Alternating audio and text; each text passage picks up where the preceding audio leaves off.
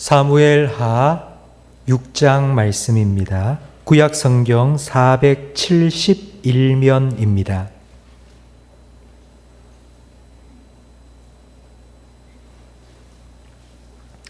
사무엘하 6장 1절부터 15절까지 저와 성도님들 한 절씩 교독하겠습니다. 다윗이 이스라엘에서 뽑은 무리 3만 명을 다시 모으고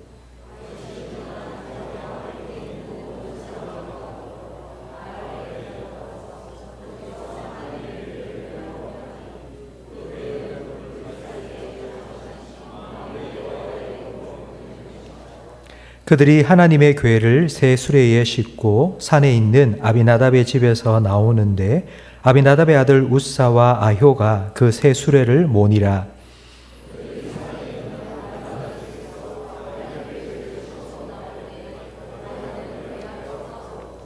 다윗과 이스라엘 온 족속은 잣나무로 만든 여러 가지 악기와 수금과 비파와 소고와 양금과 재금으로 여호와 앞에서 연주하더니 하더라.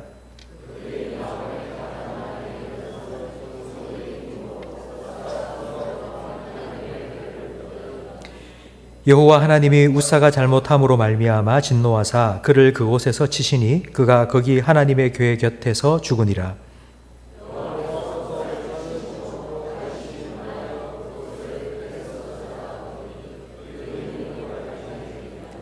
다윗이 그날에 여호와를 두려워하여 이르되 여호와의 궤가 어찌 내게로 오리요 하고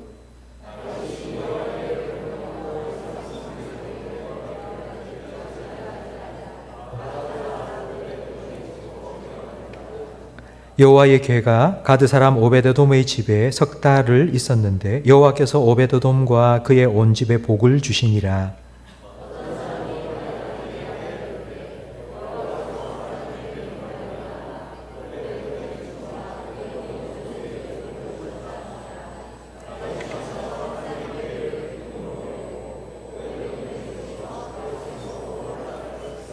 여호와의 궤를 맨 사람들이 6걸음을 가매 다윗이 소와 살찐 송아지로 제사를 드리고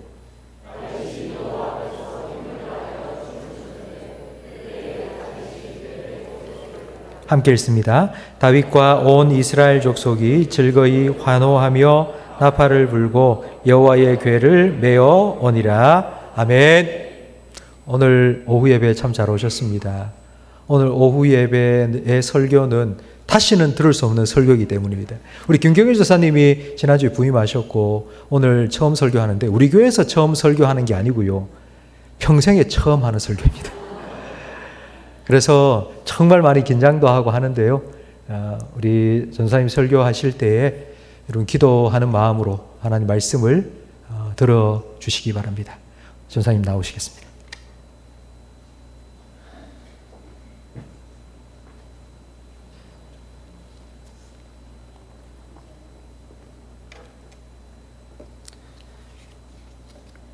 주일 오후 시간에도 하나님의 말씀을 사모하며 예배 자리에 나온 저와 모든 성도님들에게 하나님의 특별한 은혜가 부어지기를 간절히 소망합니다.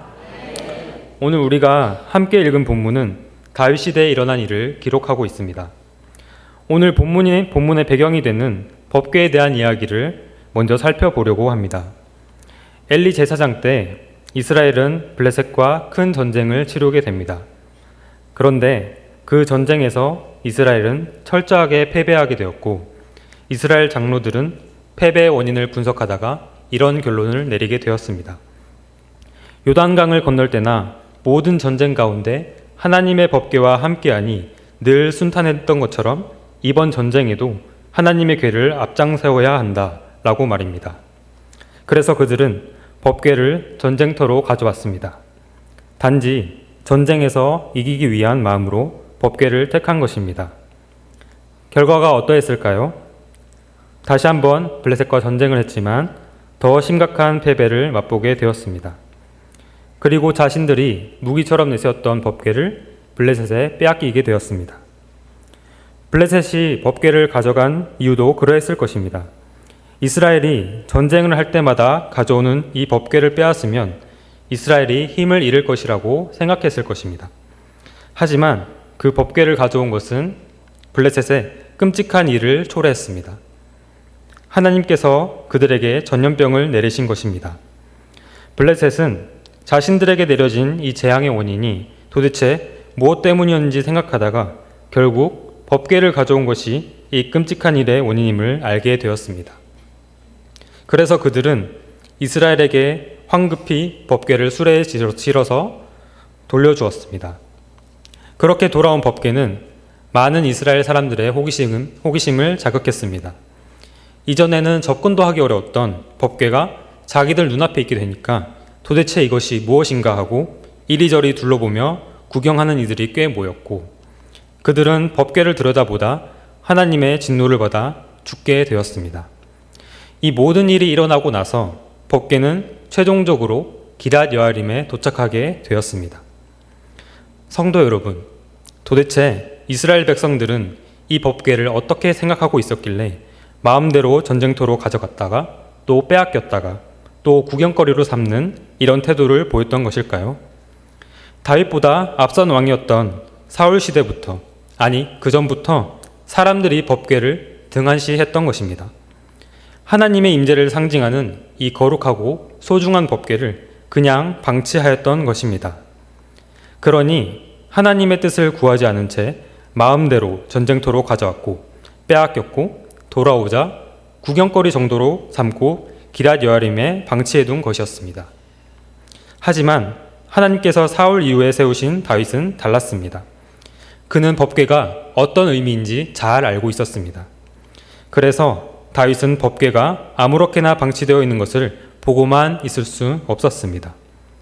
그래서 이 법궤를 다시 성으로 옮기려고 하였습니다. 그런데 그 과정에서 문제가 발생하였습니다. 새 수레에 법궤를 싣고 오다가 나곤의 타작마당까지 오게 되었는데 수레를 옮기던 우사가 죽게 된 것입니다. 그러자 다윗은 모든 일을 멈추었습니다. 한 사람이 순식간에 죽어버린 상황 앞에서 얼어붙어 버린 것입니다. 그래서 다윗은 그 주위에 사는 레위인들을 찾았고 오벳에돔이라고 하는 레위인의 집에 법궤를 맡겨둔 것입니다.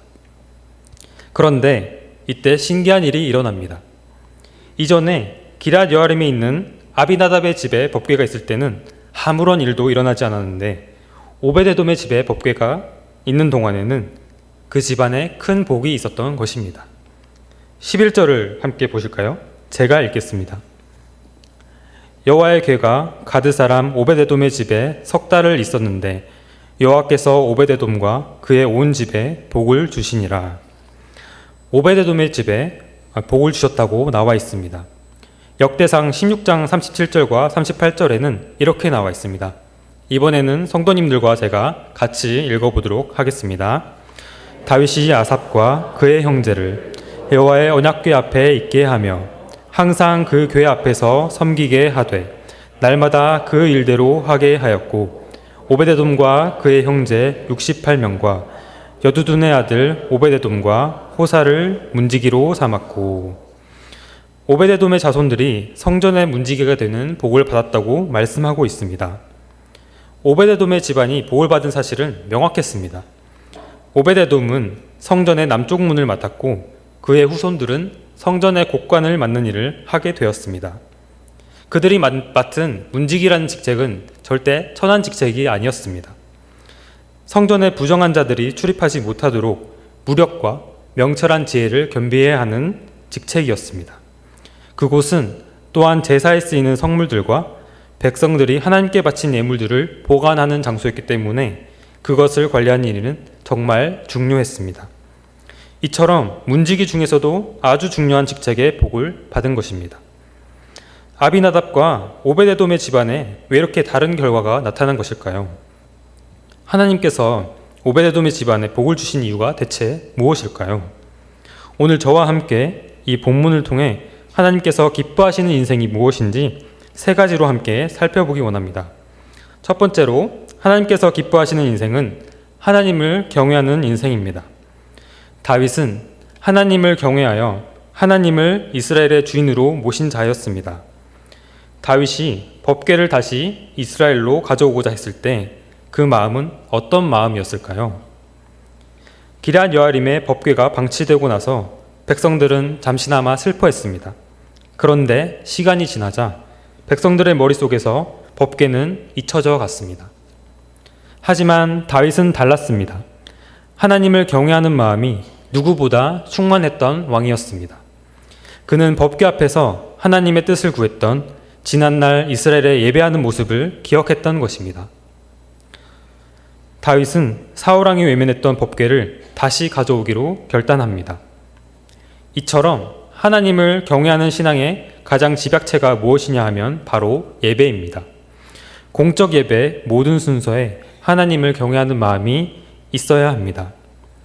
나는 낮아지고 하나님을 온전히 높여드리는 예배를 드려야 합니다. 더 나아가서 일상에서도 하나님만을 높이는 삶을 살아야 합니다. 하지만 다윗도 실수를 했습니다. 너무 기쁜 마음에 법궤를 그냥 수레에 실어버린 것입니다.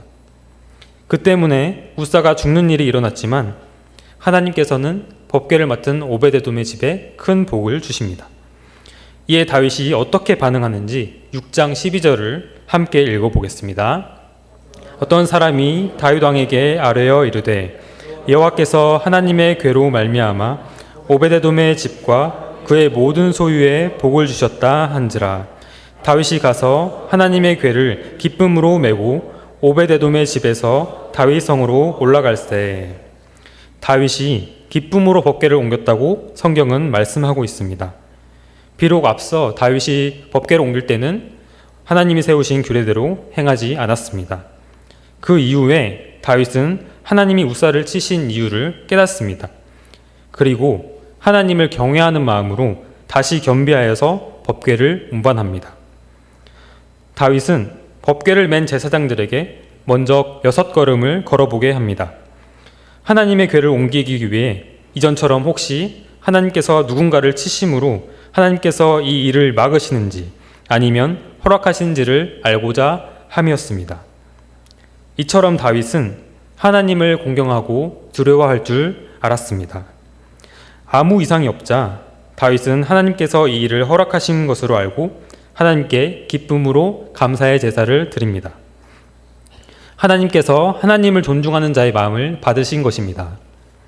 야고보서에는 우리 자신을 낮추고 하나님을 높여드릴 때 하나님께서 우리에게 어떻게 하시는지 대해서 나와 있습니다. 제가 읽겠습니다. 주 앞에서 낮추라.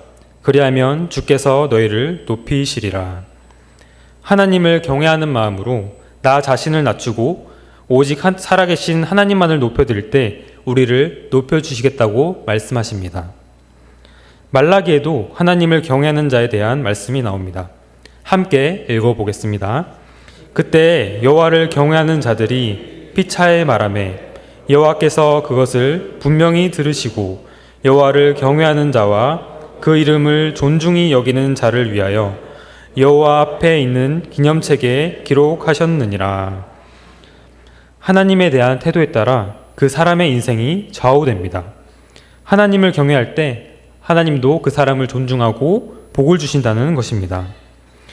이 복을 내린다는 뜻의 히브리어 바라크는 찬양하다, 무릎 꿇다라는 의미가 있습니다. 그런데 나중에 이 단어에 하나님께서 복을 내린다는 뜻이 더해집니다.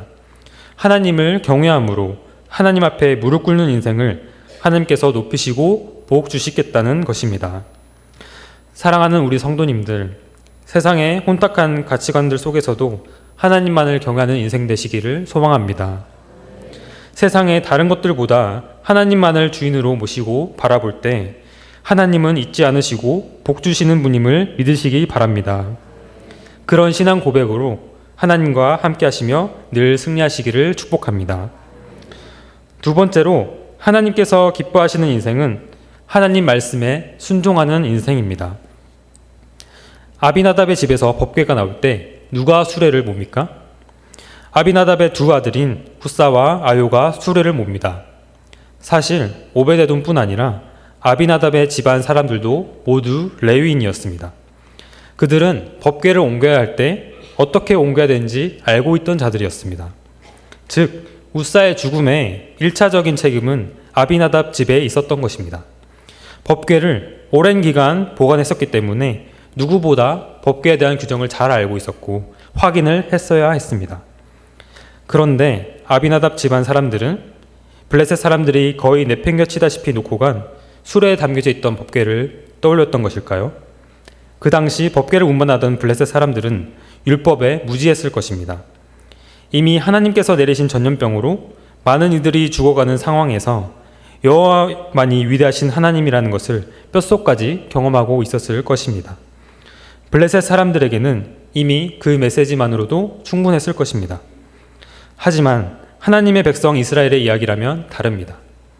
하나님이 유일하신 하나님이심을 믿으며 말씀에 순종하여 출애굽과 가나안 땅을 점령하는 이런 하나님의 언약을 몸소 경험했던 이스라엘에게 율법은 하나님만을 기억하고 섬기겠다는 약속과도 같았습니다. 그런데도 우사는 하나님의 말씀을 잊은 채 자신의 생각대로 행한 것입니다. 이스라엘 백성은 무엇을 깨달아야 했습니까? 하나님께서는 이스라엘 백성들이 순종이 얼마나 중요한지 깨닫기 원하셨습니다. 하나님의 의도를 알고 그 뜻대로 행하는 것이 얼마나 중요한지를 깨닫기 원하셨습니다. 성도 여러분, 혹시 게리 체프먼의 5가지 사랑의 언어라는 책을 아시나요? 이 책에서는 사람마다 각기 다른 사랑의 언어를 소개하고 있습니다. 그 5가지 사랑의 언어는 인정하는 말, 함께하는 시간, 선물, 스킨십, 봉사입니다. 이 책에서 알 수 있는 것은 같은 언어를 쓰더라도 사람마다 사랑하는 언어는 또 다 다르다는 것입니다. 어떤 형제의 사랑의 언어는 인정하는 말이어서 그 사람에게 인정하는 말로 표현을 해주면 사랑을 느낍니다. 장거리 운전하느라 고생했어. 일 마치고 피곤할 텐데 설거지해줘서 고마워. 또 어떤 자매의 사랑의 언어는 봉사여서 그 사람이 힘들어하는 일을 남이 대신해 줄 때 사랑을 느끼게 되는 것이죠. 그런데 이런 자매가 정수기 통을 갈고 있는데 옆에서 오 대단한데 하면서 인정하는 말을 하고 있으면 어떻습니까? 아마 장난스럽게 자신을 놀리는 줄로 알 것입니다. 이처럼 내 생각에는 좋아 보여서 했던 일이 누군가에게는 원하지 않는 일이 될 수도 있다는 것입니다. 사랑과의 관계에서도 이렇게 사랑의 언어가 중요한데 오늘날 하나님께서 우리에게 주시는 이 사랑이 담긴 성경 말씀은 어떠하겠습니까? 세상의 것이 좋아 보이고 괜찮아 보이더라도 하나님께서 아니라고 말씀하시면 우리는 그것을 반드시 거절해야 합니다. 오직 하나님의 말씀과 뜻을 기준 삼을 때 말씀에 순종하는 삶을 살 수 있는 것입니다. 나중에야 다윗도 오베데돔 집안이 복받았다는 소식을 듣고 깨닫게 됩니다.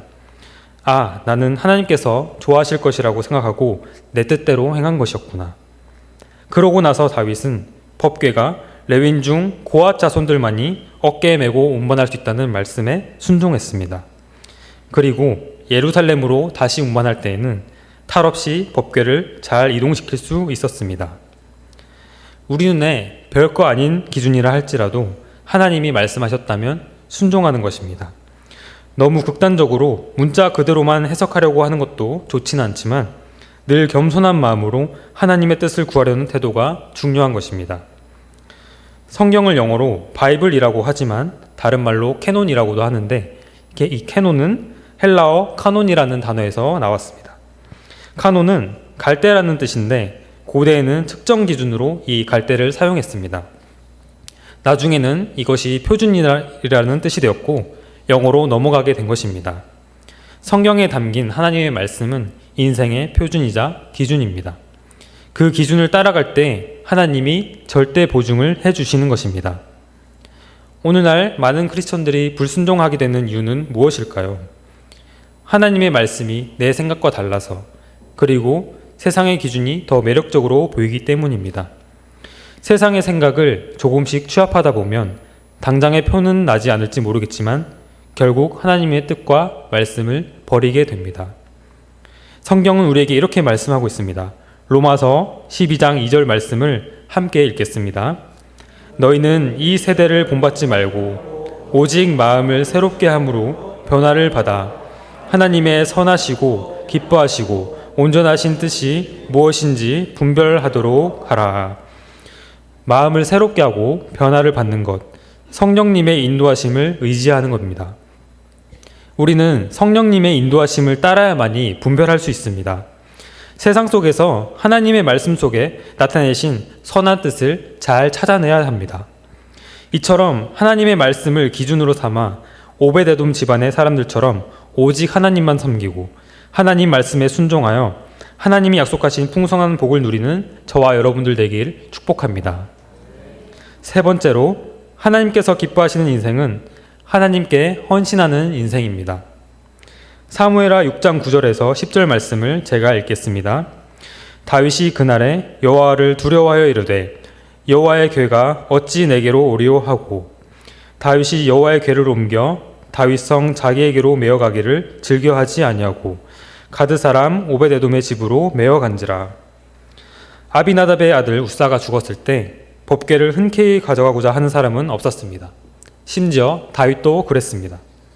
그때 오베데돔의 결심으로 부담스러웠지만 감수했던 것입니다. 우리가 신앙생활을 하다 보면 늘 편한 길만 있는 것은 아닙니다. 하나님을 위해서는 나 자신을 내던질 수 있는 사람이 성숙한 신앙의 사람입니다. 그런 사람은 하나님께서 그냥 두지 않으십니다. 그 이상으로 축복하시고 영원한 천국의 영광과 상을 예비하신다는 사실을 기억하시기 바랍니다. 특별히 신약시대를 살고 있는 우리는 이미 은혜를 입었습니다. 주님은 우리를 위해 십자가에 못 박혀 죽으시고 부활하셔서 하나님 우편에서 보혜사 성령을 보내시사 우리와 함께 하시고 우리에게 구원의 은혜를 베푸셨습니다. 고린도전서 15장 10절에 그 하나님의 은혜가 나옵니다. 한 목소리로 읽어보실까요? 그러나 내가 나 된 것은 하나님의 은혜로 된 것이니 내게 주신 그의 은혜가 헛되지 아니하여 내가 모든 사도보다 더 많이 수고하였으나 내가 한 것이 아니요 오직 나와 함께 하신 하나님의 은혜로라. 이 은혜를 입은 존재로 은혜에 합당한 헌신을 드려야 할 줄로 믿습니다.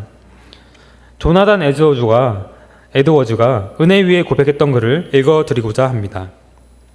오늘 아침 나는 주님께 나아가 내 몸 전체를 드렸다. 나는 내 생이 끝날 때까지 힘을 다해 세상과 정욕과 악에 대적하여 싸울 것이다. 복음을 고백하거나 전하는데 어떤 위험이나 어려움이 닥친다 해도 나는 복음에 대한 믿음을 고수하겠다. 이것을 사람들이 전적인 헌신으로 보아서 나를 주님께 속한 자로 받아들여 주기를 위해 기도한다. 나는 전적으로 그분의 것이 되어야 한다. 우리도 조나단 에드워드처럼 매일의 삶을 하나님께 고백하며 헌신함으로 맡겨주신 삶을 잘 감당하는 저와 여러분 되길 소망합니다. 이번에 교회 건축이 곧 진행됩니다. 긴 시간 동안 목사님과 장로님, 권사님, 집사님, 또 많은 분들의 눈물의 기도와 수고와 헌신이 있었음을 알게 되었습니다.